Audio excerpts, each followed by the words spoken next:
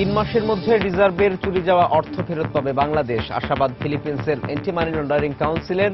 আরও $10 লাখ সন্ধান পেয়েছে সিনেট। ভিসা পেয়েও সরকারি নিষেধাজ্ঞার কারণে লিবিয়ায় যেতে পারছেন না বাংলাদেশিরা। ক্ষতির মুখে শ্রমবাজার। যুদ্ধাবস্থায় ঝুঁকি রয়েছে দেশটিতে, বলছে পররাষ্ট্র মন্ত্রণালয়। সবজি উৎপাদনে মাত্রাতিরিক্ত সার ও কীটনাশক ব্যবহারে দীর্ঘমেয়াদী ক্ষতিকর প্রভাব পড়ছে মানবদেহে, বলছেন গবেষকরা। নিরাপদ খাদ্য উৎপাদনের তাগিদ। এবং রাজধানীতে লাগামহীনভাবে বাড়ছে ব্যক্তিগত গাড়ির সংখ্যা। নিয়ন্ত্রণ আরোপের পরামর্শ বিশেষজ্ঞদের। সরকারি নির্দেশনা ছাড়া কোনো পদক্ষেপ সম্ভব নয়, বলছে বিআরটিএ।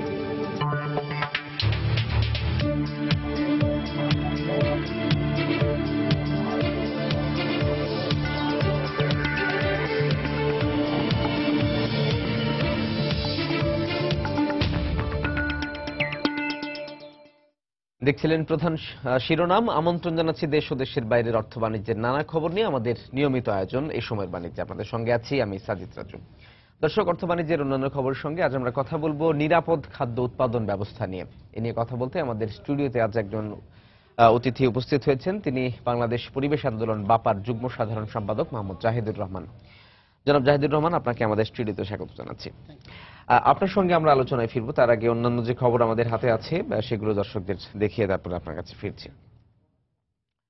আগামী 3 মাসের মধ্যে রিজার্ভের চুরি যাওয়া অর্থ বাংলাদেশকে ফিরিয়ে দেওয়া সম্ভব হবে বলে আশা প্রকাশ করেছে ফিলিপিন্সের অ্যান্টি মানি লন্ডারিং কাউন্সিল এএমএলসি।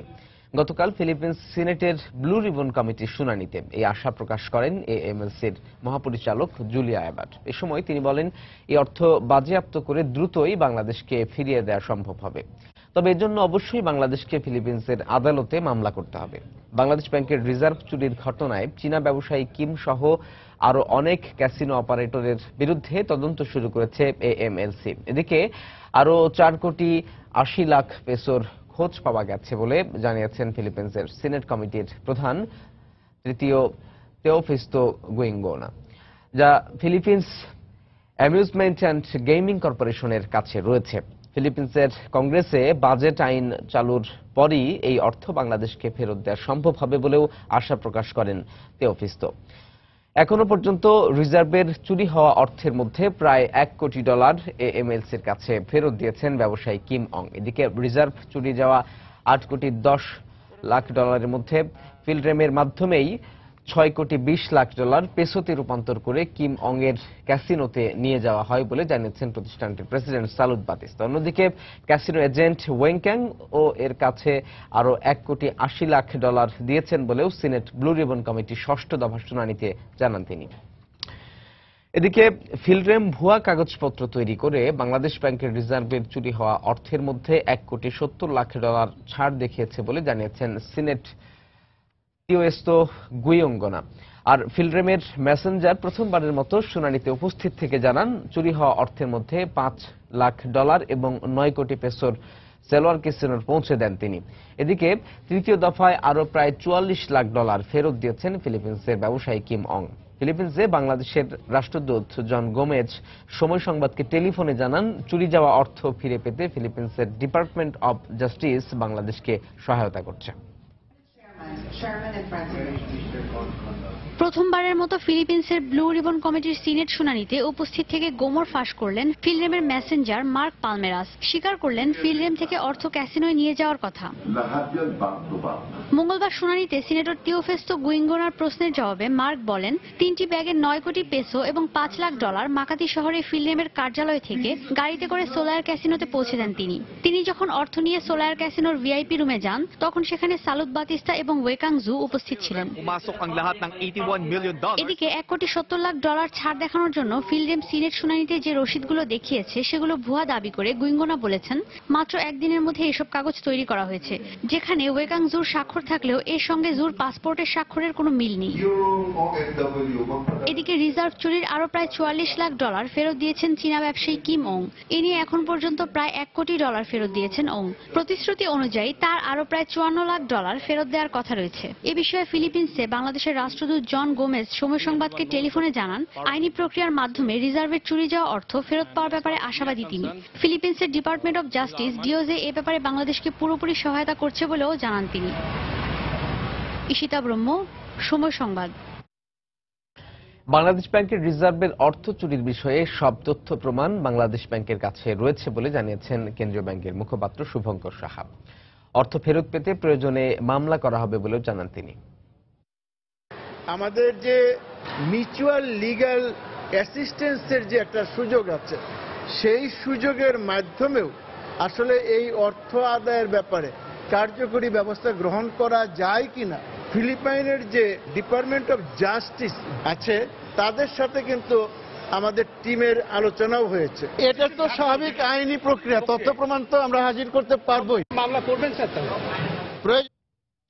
দর্শক, এই মুহূর্তে রাজধানীর মতিঝিলে বাংলাদেশ ব্যাংকের প্রধান কার্যালয়ে রয়েছেন আমাদের সহকর্মী মোস্তফা মাহবুব। রিজার্ভের চুরি যাওয়া অর্থ উদ্ধারে কেন্দ্রীয় ব্যাংকের সবশেষ কার্যক্রম সম্পর্কে জানতে আমরা চলে যাচ্ছি তার কাছে। মাহবুব,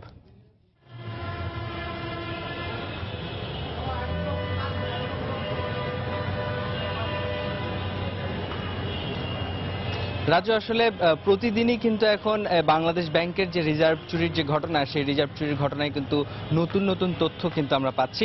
আজকে একটি নতুন কার্যদিবস শুরু হলো এবং মাত্র কিছুক্ষণ আগে বাংলাদেশ ব্যাংকের গভর্নর কিন্তু কেন্দ্রীয় ব্যাংকের এসেছেন। তার কার্যদিবসের শুরুটা কিন্তু হয়ে গেছে এবং আজকে আসলে সারা দিন শেষে হয়তো জানা যাবে এই রিজার্ভ চুরির ঘটনায় আসলে বাংলাদেশ ব্যাংকের আর কোনো যে আপডেট সেটি আসলে আছে কিনা। এই মুহূর্তে আসলে বাংলাদেশ ব্যাংকের প্রধান ফটকে আমি আছি এবং এখানে যে নিয়মিত যে কার্যক্রম কর্মকর্তা কর্মচারীরা আসছেন, তো আসলে গত কয়েকদিনে আমরা দেখেছি যে আসলে রিজার্ভ চুরির যে ঘটনা, সেই ঘটনায় কিন্তু নানান রকম নতুন নতুন তথ্য উপাত্ত কিন্তু এসেছে।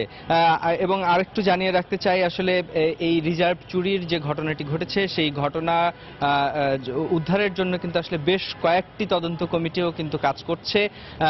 এর মধ্যে আসলে গোয়েন্দা পুলিশের যে বিশেষ দল তারা কাজ করছে, বাংলাদেশ ব্যাংকের আসলে ফরেনসিক ডিপার্টমেন্ট তারাও কাজ করছে এবং প্রতিদিনই কিন্তু আমরা কিছু না কিছু আপডেট কিন্তু এই ঘটনায় পাচ্ছি।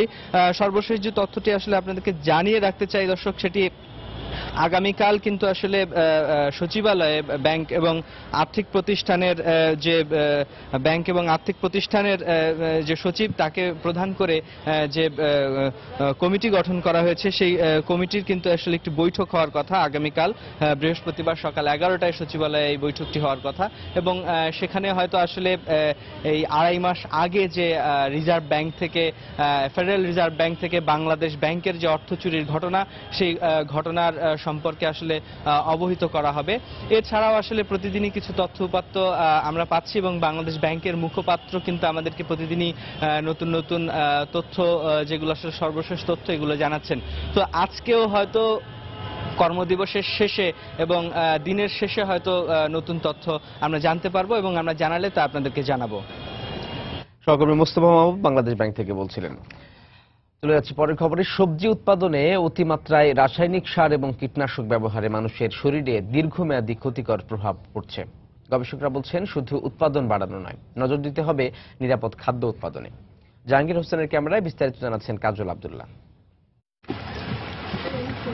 প্রতি বছর দেশে প্রায় 1,40 লাখ টন বিভিন্ন সবজি উৎপাদন করা হয়। এসব উৎপাদনে বছরে বিভিন্ন প্রকারের রাসায়নিক বিষ আমদানি করা হয় প্রায় 12,500 কোটি টাকার। এর মধ্যে মেশানো হয় ক্ষতিকর ডিডিটি কীটনাশকও। এক্ষেত্রে সরকারের নজরদারির পাশাপাশি সচেতনতার অভাব রয়েছে বলে মনে করছেন সংশ্লিষ্টরা। প্রোডাকশন লেভেলে সরকারকে ফার্মারদেরকে ট্রেন করতে হবে, আমি পেস্টিসাইড ছাড়া কিভাবে আমি একটা নিরাপদ তরিতরকারি এবং ধান শস্য উৎপাদন করতে পারবো। নিরাপদ খাদ্য হিসেবে চাই পুষ্টিকর খাবার, তাই চাষযোগ্য জমির মাটি এবং এতে ব্যবহার করা উপকরণ সমূহ স্বাস্থ্যসম্মত কিনা তাও পরীক্ষা করার পরামর্শ কৃষিবিদদের। আমি একটি মাঠে ফসল উৎপন্ন করছি, যে জমিতে করছি ওই জমিতে মানব শরীরের জন্য ক্ষতিকারক কোনো উপাদান আগের থেকেই রয়ে গেছে কিনা, বিশেষ করে সংগৃহীত ফসলের মধ্যে ক্ষতিকারক উপাদানের কোনো অবশেষ থাকছে কিনা, সেই বিষয়গুলো নিশ্চিত হওয়া। অন্যদিকে ইউরোপের বাজারগুলোর মতো সবজি বাজারজাতকরণে দেশেও প্রাতিষ্ঠানিক স্বীকৃতি দেওয়া প্রয়োজন বলছেন গবেষকরা।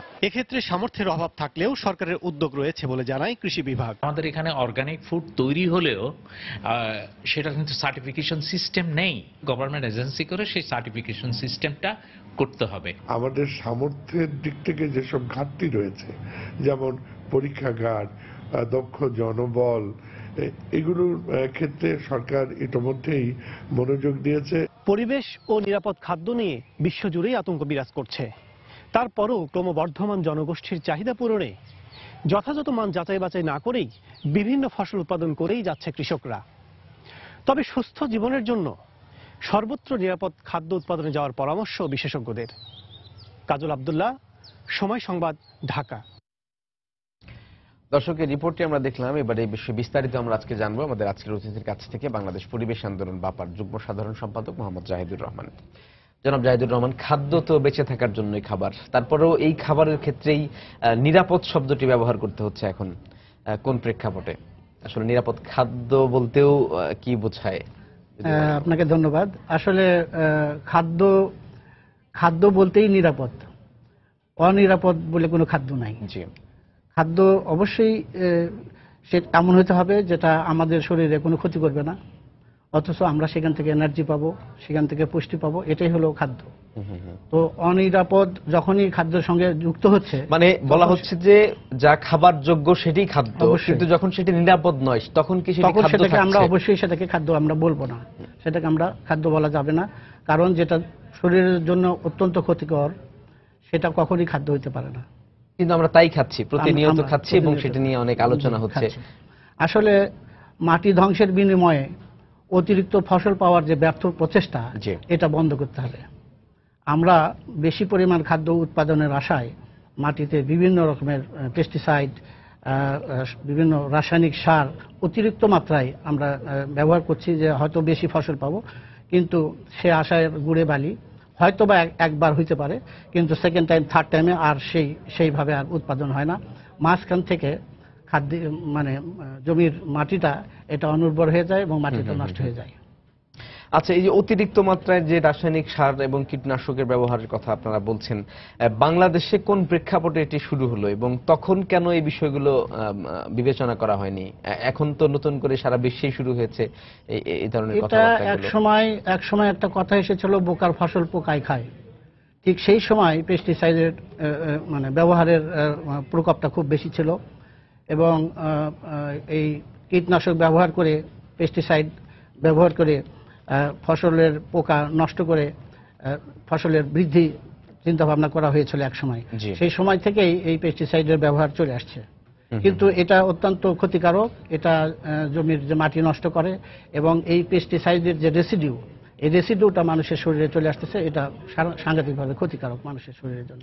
কিন্তু বাংলাদেশ তো একটা ছোট্ট একটি দেশ এবং এখানে যে কৃষি জমির পরিমাণও ধীরে ধীরে কমছে, দিন দিন কমছে। তারপরও আমরা বলা হচ্ছে যে খাদ্যের স্বয়ংসম্পূর্ণ এই কথাটি বলা হচ্ছে। সেই ক্ষেত্রে আপনি কি মনে করেন যে কীটনাশক বা এইরকম রাসায়নিক সার যদি আমরা ব্যবহার না করি, তাহলে সেই ক্ষেত্রে যেরকম নিরাপদ খাদ্যের কথা বলা হচ্ছে, সেই রকম ফসল উৎপাদনে আমরা কতটা পারদর্শিতা দেখাতে পারবো বা কতটা সক্ষম হবে তখন? এইখানে পোকার কারণে আসলেই অনেক ফসল নষ্ট হয়, কোনো সন্দেহ নাই, যে কারণেই পেস্টিসাইডের উদ্ভব। তবে পেস্টিসাইড আমাদের ফসল উৎপাদনের প্রয়োজন আছে, বেশি পরিমাণ উৎপাদনেরও প্রয়োজন আছে, কিন্তু সেই সঙ্গে মাটি নষ্ট হয়ে যাক বা পরবর্তীতে ওই পরিমাণ ফসল আবার না পাই, পাবো কিনা এই বিষয়টা আমাদের মাথায় রাখতে হবে। তা না হলে এটা করা যাবে না। আর যেহেতু আগে আমাদের কম্পোস্টিং ছিল, মাটিতে জৈব সারের যে ব্যবস্থা ছিল, জৈব সার নষ্ট হয়ে গেলে, জৈব সার না থাকলে মাটি নষ্ট হয়ে যাবে। পরবর্তীতে জৈব সার দিলেও আর ওই মাটি আর ওই জৈব সার দিয়ে তখন আর তার উপযুক্ত ফসলটা সে দিতে পারবে না। সো আমাদের জৈব সারের ব্যবস্থা সবসময় মাটিতে রাখতেই হবে, পেস্টিসাইডের পরিমাণটা কমায় আনতে হবে এবং এই যে ন্যাচারাল পেস্টিসাইড কন্ট্রোল, এইটা এবং এটার উন্নয়ন বাড়াইতে হবে। আবার নতুন নতুন ন্যাচারাল পেস্টিসাইড কিভাবে আনা যেতে পারে এবং কিভাবে ডেভেলপ করা যেতে পারে এবং সেগুলোর ইমপ্লিমেন্টেশন বাড়াইতে হবে, আর এইগুলার কমাই দিতে হবে আপনার কেমিক্যাল পেস্টিসাইড। সেক্ষেত্রে আসলে করণীয়টা কার? আমরা যে দেখছি যারা কৃষক ফসল উৎপাদন করছেন, দিনরাত খাটাখাটনি করছেন, তারাই তো নিজেদের ভালো ফসল উৎপাদনের জন্য এই কীটনাশক ব্যবহার করছেন বা সার ব্যবহার করছেন। তারা কতটা জেনে ব্যবহার করছেন? তারা কি এই সম্পর্কে সচেতন? এখানে বলা হচ্ছে যে কৃষকরা সচেতন, কিন্তু আসলে কৃষকরা সচেতন নয়, তারা এডুকেটেড নয়, খুব কম শিক্ষা তাদের। তারা নির্ভর করতেছে ডিলারদের উপরে। ডিলাররা তারা পেস্টিসাইড সেল করে, তারা প্রেসক্রিপশন দিচ্ছে যে কি পরিমাণ দিতে হবে, কতটুকু দিতে হবে, বা এই বিষয়গুলো তারা তাদের নিজেদের সেল বাড়ানোর জন্য তারা দিচ্ছে, বিভিন্নভাবে আপনার মিক্সিং করে দিচ্ছে, কিন্তু অ্যাকচুয়ালি এটা ডিলারদের কাজ নয়। এই বিষয়টা কোন সয়েলে কি ধরনের ফার্টিলাইজার দিতে হবে, এটার জন্য আপনার সয়েল সায়েন্টিস্ট আছে, আমাদের কৃষি বিভাগ আছে, এগ্রিকালচারিস্ট আছে। এগ্রিকালচারিস্ট তারা এনশিওর করে দিবে যে কোন ফসলের জন্য কোন ধরনের পেস্টিসাইড, কোন পোকার জন্য কোন ধরনের পেস্টিসাইড দিতে হবে, কোন ফসলের জন্য কি পরিমাণ বা কি ধরনের ফার্টিলাইজার দিতে হবে এবং তার ডোজটা কি, এটা এগ্রিকালচারিস্টরা দিবে। কিন্তু এটা দিচ্ছে হলো আপনার ওই ডিলাররা, যেটা কৃষকরা মিসগাইডেড হচ্ছে এবং জমিতে অ্যাবান্ডেন্ট এগুলোর ব্যবহার হচ্ছে, এবং যেগুলো রেসিডিউ মানুষের শরীরে, ইভেন পেস্টিসাইড স্প্রে করার সময় এই পেস্টিসাইড উড়ে ঘাসের উপরে পড়তেছে, সেই ঘাস আবার গরু খাচ্ছে, ছাগল খাচ্ছে, সেই ছাগল এবং গরুর শরীরেও আবার ওই পেস্টিসাইডের ডিপোজিশন হচ্ছে, সেটা আবার আমাদের শরীরে এসে জমা হচ্ছে। আবার বৃষ্টির পানিতে পেস্টিসাইড ধুয়ে নদীতে পড়ছে, পুকুরে পড়ছে, আবার পেস্টিসাইড যেহেতু আপনার ফ্যাট সলিউবল, তো পেস্টিসাইড গুলো আপনার মাছের ফ্যাটে জমা হচ্ছে, আবার সেই মাছ আমরা খাচ্ছি। সো আলটিমেটলি হোল সিস্টেম থেকে আপনার মানুষের শরীরে এসে ডিপোজিশন হচ্ছে, এটা আমাদের জন্য অত্যন্ত। এই যে রাসায়নিক পদার্থগুলো তো যেটা হচ্ছে যে বংশ পরম্পরা একজনের শরীর থেকে আরেকজনের শরীরে যায়, মানে সাধারণত ভাবে সবকিছু মিলে তো দেখা যায় যে আমাদের জাতিগত যে বিকাশের জায়গাটি সেটিও তো অবশ্যই, কারণ কিছু কিছু পেস্টিসাইড অত্যন্ত বিপজ্জনক, সেগুলা মায়ের দুধের ভিতর দিয়ে বাচ্চার শরীরে যাচ্ছে, প্লাসেন্টার ভিতরে দিয়ে বাচ্চার শরীরে যাচ্ছে, কিছু কিছু বাচ্চা পেস্টিসাইড নিয়েই জন্মগ্রহণ করতেছে। তো এটা একটা আমাদের জাতির জন্য অত্যন্ত দুর্ভাগ্যজনক অবস্থা। আর একটা বিষয় বর্তমানে রিসেন্টলি যেটা হয়েছে সেটা হলো এই যে চালের ভিতরে গ্লাইসেমিক ইন্ডেক্স হলো আপনার ব্লাডের ভিতরে ব্লাড সুগার বা গ্লুকোজ লেভেল কতটুকু, এটা যদি বেশি হয় তাহলে তো খারাপ, আমাদের শরীরে ওবেসিটি হবে, ডায়াবেটিস হওয়ার সম্ভাবনা থাকবে। তো এখন রিসেন্টলি গবেষণা করে দেখা গেছে যে আমাদের বিশেষ করে দুইটা ভ্যারাইটি, একটা BRRI 28 আর একটা হলো BRRI 29, যেটা সবচেয়ে বেশি পরিমাণ আমাদের এখানে ব্যবহার হচ্ছে, এদের গ্লাইসেমিক লিমিট অত্যন্ত বেশি, যেটা চালের জন্য 50 নিচে থাকার কথা, মানে এটা 50-এর নিচে থাকার কথা, এটা অ্যাকসেপ্টেবল লিমিট। সেখানে আমাদের এই দুইটা চালে 70.5 আর একটাতে হলো 76.3, এটা হলো আপনার গ্লাইসেমিক লিমিটটা এত হাই। তো বেশি high level of glycemic limit যদি হয়, আবার আমরা তো ভাত বেশি খাই, গ্রামের মানুষরা তো বেশিরভাগ ভাতই খায়, তাহলে লোডটা বেশি হয়ে যাবে, মানে মুটিয়ে যাওয়ার যে প্রবণতা সেটি বেশি দেখা যাচ্ছে, এবং ডায়াবেটিস হওয়ার সম্ভাবনা খুবই বেশি আছে, এবং এটা হেরিডিটিক্যালি যে এটা ডায়াবেটিস হওয়ার যে বংশ পরম্পরায় যে হওয়ার যে একটা প্রবণতা, আমরা দেখছি যে শিশুদেরও অনেক ক্ষেত্রে ডায়াবেটিস নিয়েও হয়তো অনেক শিশু জন্মগ্রহণ করতে পারে, এমন অবস্থা। এখন যেটি বলতে, আপনি তো ডিলারদের কথা বলছেন, যারা সারের যারা বিক্রেতা তাদের কথা আপনি বলছেন, কিন্তু ব্যাপারটা হচ্ছে তারা তো সরকারের অনুমোদন নিয়ে ব্যবসাটি করছে, বা যে ধরনের সার উৎপাদন হচ্ছে দেশে সেটি নিশ্চয়ই সরকারের দৃষ্টির বাইরে নয়, তাহলে নিয়ন্ত্রণটা কার করা উচিত? এই জায়গায় আসতেছে হলো কোয়ালিটি ম্যানেজমেন্ট। জি, ম্যানেজমেন্টে যদি ফেইলিওর থাকে বা ম্যানেজমেন্টে যদি সমস্যা থাকে, তাহলে যত কিছু আমরা করি না কেন সেটা সাকসেসফুল হবে না। এটাকে কিভাবে করলে কৃষকরা ক্ষতিগ্রস্ত হবে না এবং কৃষকরা রাইট জিনিসটা পাবে, তো right man to the right place, এইটা যদি আমরা এস্টাবলিশ না করতে পারি তাহলে কখনোই এই সমস্যার সমাধান হবে না। একটি বিষয় সেটা হচ্ছে যে বাংলাদেশ থেকে প্রচুর পরিমাণ সবজি প্রতি বছর দেশের বাইরে রপ্তানি হয়, তখন অনেক পরীক্ষা নিরীক্ষা করে তার মধ্যে কীটনাশকের মাত্রা কতটুকু আছে এগুলো পরীক্ষা করা হয়।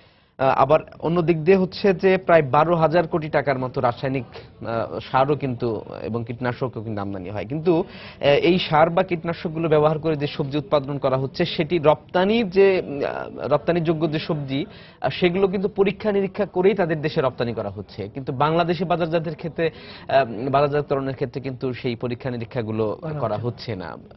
সেটা আমাদের দেশের মানুষের স্বাস্থ্য কতটা ঝুঁকিপূর্ণ করে তুলছে, আপনার কাছে কি মনে হয়? প্রথমেই বলবো যে গোটা বিশ্ব এখন নিরাপদ খাদ্য নিয়ে সাংঘাতিকভাবে সজাগ।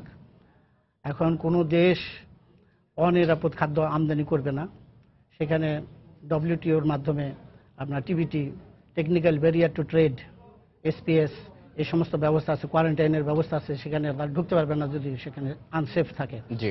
তো সেখানে টেস্ট করা হচ্ছে, টেস্ট করে যদি দেখা হচ্ছে যে যদি সেটা বিয়ন্ড দ্য লিমিট, সেটা এক্সপোর্ট হচ্ছে না, করা হচ্ছে না, এবং এক্সপোর্ট করার জন্য হয়তো ওইভাবেই তৈরি করা হচ্ছে ফসলগুলো যেখানে লিমিট এক্সিড না করে।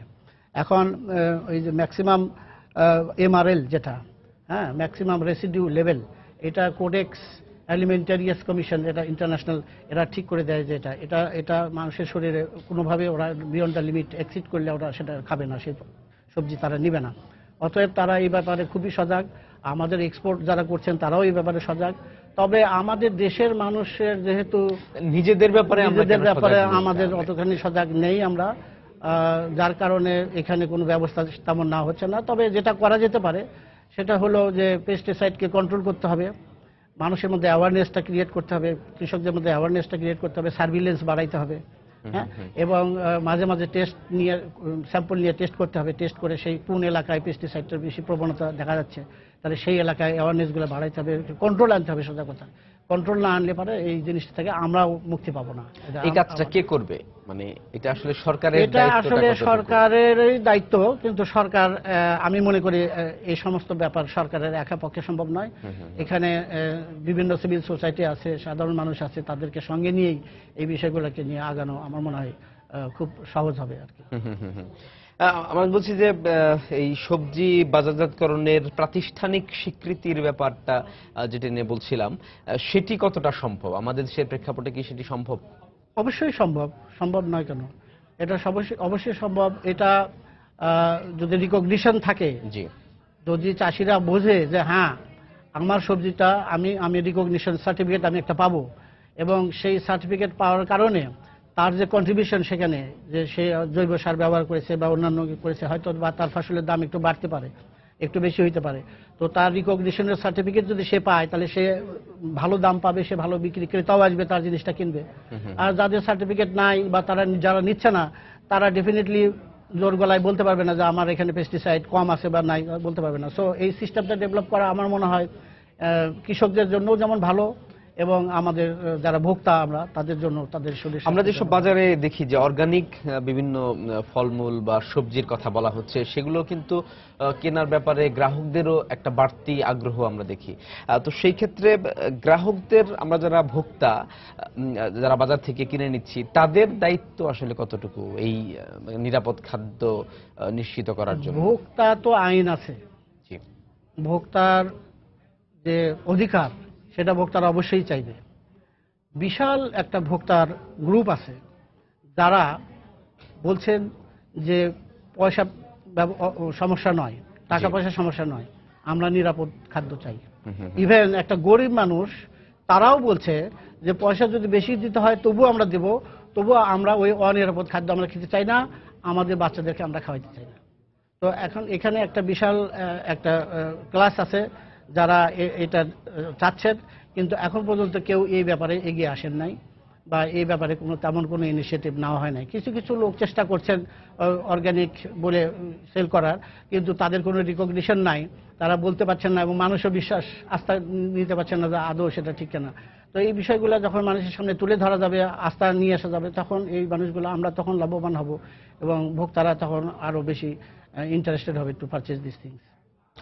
সেক্ষেত্রে আপনাদের মতো যে ধরনের, আপনারা তো পরিবেশ নিয়ে কাজ করেন, এই নিরাপদ খাদ্য ইস্যুটা নিয়েও আপনারা মাঝে মাঝে কথা বলেন, কিন্তু বলা হচ্ছে যে সমাজে সাধারণ মানুষের মধ্যে সচেতনতা তৈরির ক্ষেত্রটি আসলে কেমন? এটার ক্ষেত্রে কাদের ভূমিকা রয়েছে? শুধু সরকারের একার পক্ষে সম্ভব না, সেটা আপনিও বললেন। এটা এগ্রিকালচারিস্ট, প্রচুর এগ্রিকালচারিস্ট বের হচ্ছে, পাশ করে বের হচ্ছে, তারা শুধু চাকরি করছেন আর ঘরে ঘুমাচ্ছেন। তারা যদি মনে করেন যে না, আমাদের চাকরির পরেও সমাজে কিছু করার আছে, তারা বাপা এসে বা বাবার মতো সিভিল সোসাইটি অর্গানাইজেশন তারা তৈরি করুক, বা যারা যেগুলো আছে তাদেরকে তারা এসে যার যার এক্সপার্টিস তারা যদি বিভিন্নভাবে দেয়, তারা যদি একটু ব্যয় করে অ্যাওয়ারনেস গুলো বাড়াই দেয় তাহলে মানুষ তো ডেফিনেটলি লাভবান হবে, কিন্তু কেউ তো তার মানে আপনি বলছেন যে একটা জনমত গঠন করতে হবে, হ্যাঁ, মানুষের মধ্যে একটা সচেতনতা তৈরি করতে হবে। জি। জনাব জাহিদুর রহমান, আপনাকে অনেক ধন্যবাদ আমাদের সঙ্গে যোগ দেওয়ার জন্য। দর্শক, আমরা কথা বলছিলাম নিরাপদ খাদ্য পরিস্থিতি নিয়ে। আমাদের সঙ্গে আজকে আলোচনায় যোগ দিয়েছিলেন বাংলাদেশ পরিবেশ আন্দোলন বাপার সাধারণ সম্পাদক জাহিদুর রহমান। চলে যাচ্ছে অন্য খবরে। বিশ্বের বিভিন্ন দেশে যেখানে জনশক্তি রপ্তানি বন্ধ রয়েছে, সেখানে ভিসা পেয়েও লিবিয়ায় যেতে পারছেন না বাংলাদেশিরা। দেশটিতে যুদ্ধাবস্থার কারণ দেখিয়ে লিবিয়ায় ভ্রমণের উপর নিষেধাজ্ঞা বজায় রেখেছে পররাষ্ট্র মন্ত্রণালয়। এ ব্যাপারে জনশক্তি রপ্তানির সঙ্গে সংশ্লিষ্টরা বলছেন যে লিবিয়ায় শ্রমিক পাঠানো না গেলে দেশের শ্রমবাজারে বড় ক্ষতির আশঙ্কা রয়েছে। তবে পররাষ্ট্র মন্ত্রণালয় বলছে নিরাপত্তার বিষয়টিকে গুরুত্ব দেওয়ার কারণেই এই নিষেধাজ্ঞা। এহসান জুয়েলের রিপোর্ট। 2008-9 সালের দিকে মালয়েশিয়া ও সৌদি আরবে দেশের শ্রমবাজার বন্ধ হয়ে যাওয়ার পর বড় ভরসার নাম ছিল লিবিয়া। এই সময় প্রায় 50,000 বাংলাদেশি যান দেশটিতে। তবে লিবিয়ায় যুদ্ধ শুরু হওয়ার পর গত বছর দেশটিতে যাওয়া নিষিদ্ধ করে পররাষ্ট্র মন্ত্রণালয়। ফিরে আসেন অনেকে। পরিস্থিতির কিছুটা উন্নতি হওয়ার পর এখন দেশের 171টি জনশক্তি রপ্তানিকারক প্রতিষ্ঠান লিবিয়ায় 52,000 কর্মী পাঠানোর চাহিদাপত্র পেয়েছে। এর মধ্যে 4,000 বাংলাদেশি ভিসাও পেয়েছেন। ভিসার অপেক্ষায় আরও 20,000 মানুষ। তবে পররাষ্ট্র মন্ত্রণালয় বলছে সবার আগে জীবনের নিরাপত্তাকে গুরুত্ব দিচ্ছে সরকার। আমাদের কনসার্নটা হচ্ছে সেখানে ল অ্যান্ড অর্ডার সিচুয়েশন এখনো পর্যন্ত বিদেশি যাওয়ার জন্য উপযুক্ত না। যে মুহূর্তে হবে আমরা অবশ্যই আমাদের দেশের স্বার্থেই টেম্পোরারি রেস্ট্রিকশনটা উইথড্র করে নেব। আমরা রেগুলার মনিটরিং আছে, আমাদের অ্যাম্বাসেডর এখন ওখানে অফিস করছেন, আগে তিউনিসিয়াতে করতেন।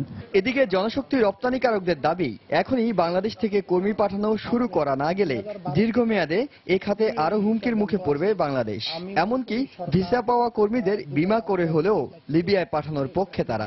অন্যান্য দেশের লোক যাচ্ছে, ভারত লোক পাঠাচ্ছে, আমাদের পুরাতন 40,000 লোক যাওয়া আসার সুযোগ তারা পাচ্ছে, নতুনটা পাবে না কেন? পররাষ্ট্র মন্ত্রণালয়ের দায়িত্ব বাংলাদেশের জনশক্তি রপ্তানির ক্ষেত্রে ভূমিকা রাখা।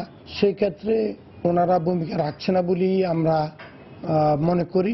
যারা চাকরি করে আসে তারা এসে তারা যদি আবার যেতে পারে, তাহলে 5,000 ভিসা যে লাগানো হয়েছে এটা তো আমাদের এমবিসি থেকে ভিসা দিয়েছে, লিবিয়া এমবিসিতে, তাদের যেতে সমস্যা করে। আর ওখানে 30,000 লোক আছে, তারা যদি থাকতে পারে, প্রবাসী কল্যাণ মন্ত্রণালয়েও তারা বলেছে আপনারা বিমা করার, আমরা রাজি হয়েছি যে আমরা বিমা করেই লোকগুলা পাঠাবো। লিবিয়া যাওয়ার অনুমতি চেয়ে বেশ কয়েকজন বাংলাদেশি আদালতে রিট করলে তাদের ছাড়পত্র দেওয়া রায় দেয়া হয়। এ বিষয়ে পররাষ্ট্র মন্ত্রণালয়ের করা আপিলও সম্প্রতি খারিজ করে দিয়েছেন হাইকোর্ট। এহসান জুয়েল, সময় সংবাদ, ঢাকা। রাজধানীতে লাগামহীনভাবে বাড়ছে ব্যক্তিগত গাড়ির সংখ্যা। অন্যদিকে গণপরিবহন স্বল্পতায় দুর্বিষহ হয়ে উঠেছে নাগরিক জীবন। এমন অবস্থায় ব্যক্তিগত গাড়ির নিবন্ধন কঠোর করার কথা উঠলেও বিআরটি বলছে সরকারি নির্দেশনা ছাড়া এ ধরনের কোনো পদক্ষেপ নেবেন না তারা।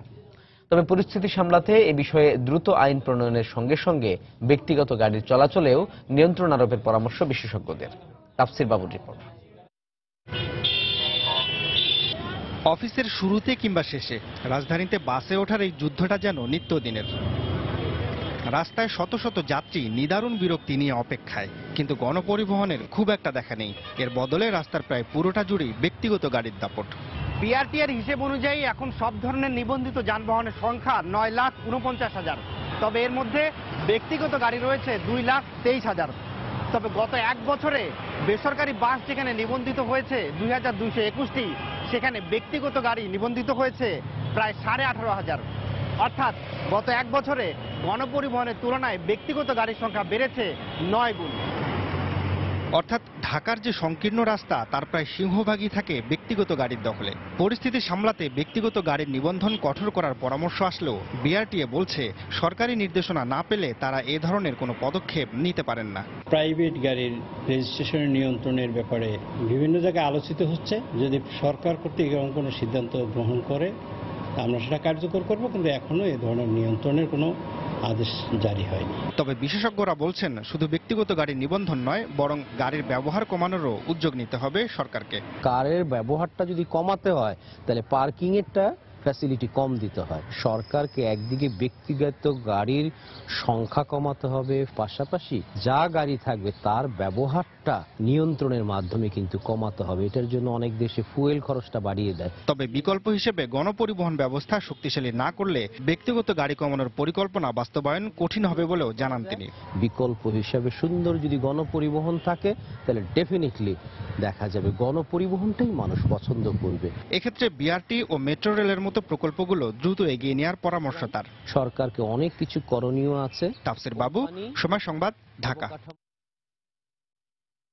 চট্টগ্রামের দোহাজারী থেকে কক্সবাজার পর্যন্ত রেল লাইন স্থাপন প্রকল্পের অনুমোদন দিয়েছে জাতীয় অর্থনৈতিক পরিষদের নির্বাহী কমিটি একনেক। প্রকল্পটির আওতায় রেল লাইনটি মিয়ানমারের সীমান্তবর্তী ঘুমধুম পর্যন্ত সম্প্রসারণ করা হবে। গতকাল প্রধানমন্ত্রী শেখ হাসিনার সভাপতিত্বে অনুষ্ঠিত একনেক সভার 8টি উন্নয়ন প্রকল্পের অনুমোদন দেওয়া হয়। 13,115 কোটি টাকা প্রকল্প সহায়তা দেবে উন্নয়ন সহযোগী সংস্থা এডিবি। একনেক সভায় দোহাজারী ঘুমধুম রেললাইন স্থাপন প্রকল্পটি প্রধানমন্ত্রীর অগ্রাধিকার প্রকল্পের আওতায় বাস্তবায়নের নির্দেশ দেন শেখ হাসিনা। 2018 সালের মধ্যেই কক্সবাজার পর্যন্ত রেল লাইন স্থাপনের কাজ বাস্তবায়নের অনুশাসন দেন তিনি। বৈঠক শেষে পরিকল্পনা মন্ত্রী সাংবাদিকদের সব তথ্য জানান।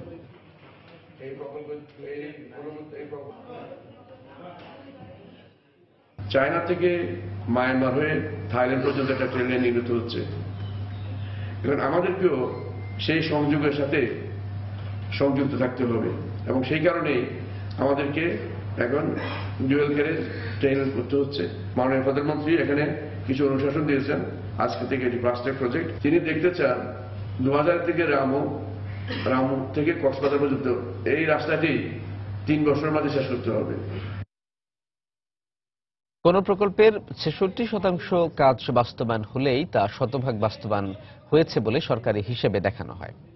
সিপিডির এমন বক্তব্য ঠিক নয় বলে মন্তব্য করেছেন পরিকল্পনা মন্ত্রী আহম মোস্তফা কামাল। গতকাল একনেক বৈঠক শেষে সাংবাদিকদের প্রশ্নের জবাবে তিনি বলেন, বাজেটে সাধারণত প্রাক্কলিত ব্যয় ধরা হয়। বড় অঙ্কের বাজেট না হলে উন্নয়ন ত্বরান্বিত হবে না বলেও মন্তব্য করেন তিনি। এ সময় সিপিডি সহ যে কারো ইতিবাচক পরামর্শ সরকার গ্রহণ করতে প্রস্তুত বলেও জানান মোস্তফা কামাল। আমি যদি বলতাম যে আমার বাজেট 10 টাকা, ওর জন্য 10 টাকা করছি, তাহলে তো ওদের তো আর বক্তব্য দেওয়ার কিছু থাকে না। এটা ওদের বক্তব্য দেওয়ার জন্য একটা খোরাক। ওরা এটা বলুক। আমাদের 66%কে 100% বলা হয়েছে। এই ধরনের প্রমাণ যদি উনি একটা আনতে পারেন, I will reply his questions. Until then, I don't take his question as a question. IBT আছে, তাদের সার্টিফিকেটের পরেই পেমেন্ট কন্ট্রাক্টরকে দেওয়া হবে। এর আগে তো টাকা দেওয়ার বিধান নাই। এই ধরনের প্রশ্ন যারা করে আমার মনে হয় ঠিক না হয়। প্রশ্ন হয়তো আপনি ঠিকভাবে বুঝতে পারেন নাই, আর না হলে উনি কি বলতে চাইছেন ওইটা নিজে ক্লিয়ার করে বলতে পারেন নাই। বিদ্যুৎ ব্যবহার না করেও বিলের বোঝা টানতে হচ্ছে গাইবান্ধার সেচ পাম্প মালিকদের।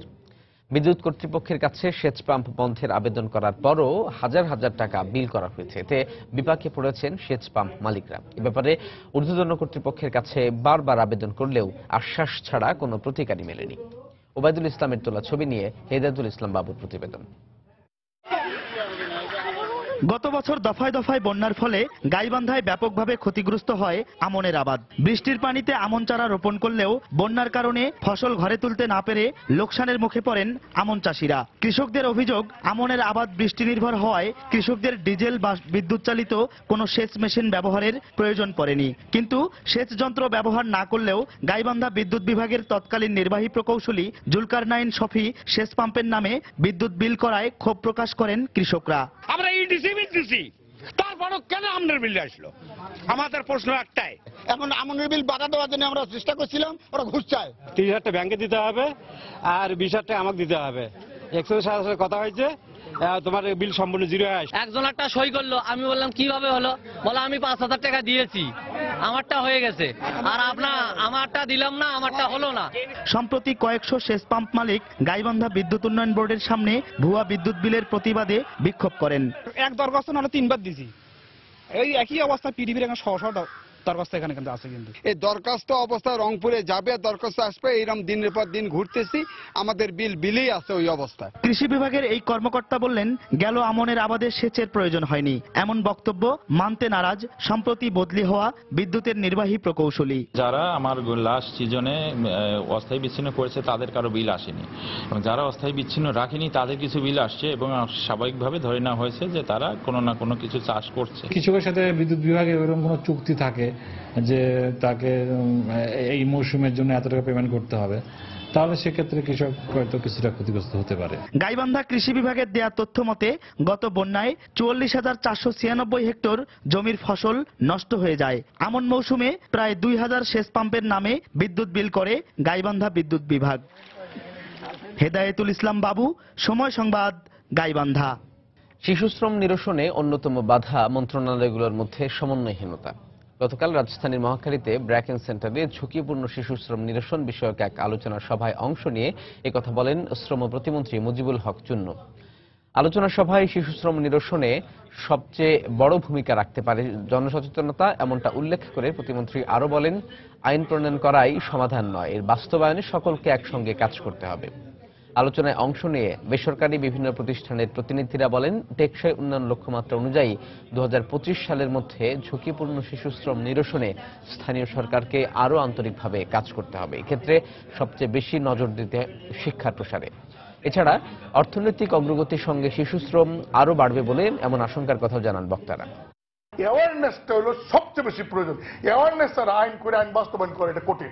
শিশুদের উপরে আমরাও একরকম চিন্তা করি, আবার শিশু মন্ত্রণালয় একরকম চিন্তা করে এক ধরনের মানে কিভাবে তারা কাজ করবে, আবার সমাজ কল্যাণ মন্ত্রণালয় তারাও তাদের প্রোগ্রাম আছে, এনজিওদের প্রোগ্রাম আছে। এইগুলি নিয়ে একটা মানে কোঅর্ডিনেশনের খুব বড় অভাব। আমরা সিদ্ধান্ত নিচ্ছি একটা কমিটি করা দরকার, যে কমিটিটা আমরা কি কি কাজ করব, এই কাজগুলি নিয়ে ডিভিশনাল, ডিস্ট্রিক্ট এবং ইন্টার মিনিস্ট্রিয়ালও একটা কোঅর্ডিনেশন প্রয়োজন, সেই কাজটা আমরা করছি। এতিম ও পথশিশুদের সুযোগ সুবিধা এবং নিরাপত্তা নিশ্চিতে জাতিসংঘের কাছে 20 এপ্রিল বিশ্ব এতিম দিবস ঘোষণার আহ্বান জানিয়েছে ওয়ার্ল্ড অরফান সেন্টার।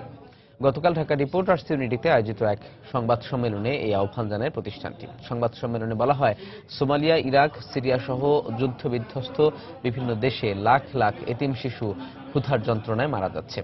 এসব এতিম শিশুদের অধিকার বাস্তবায়নে প্রতিষ্ঠিত ওয়ার্ল্ড অরফান সেন্টার 2014 সালে 20 এপ্রিলকে বিশ্ব এতিম দিবস ঘোষণা করে। বর্তমানে বিশ্বের শতাধিকেরও বেশি দেশে দিনটি বিশ্ব এতিম দিবস হিসেবে পালন করছে। এই দিবসটি জাতিসংঘের মাধ্যমে ঘোষণা করা হলে প্রতিটি দেশের সরকার এতিম ও পথশিশুদের কল্যাণে আরও বেশি উদ্যোগী হবেন। ইস্টার্ন ব্যাংক, ব্র্যাক ব্যাংক ও বিকাশের মধ্যে সমঝোতা চুক্তি স্বাক্ষরিত হয়েছে।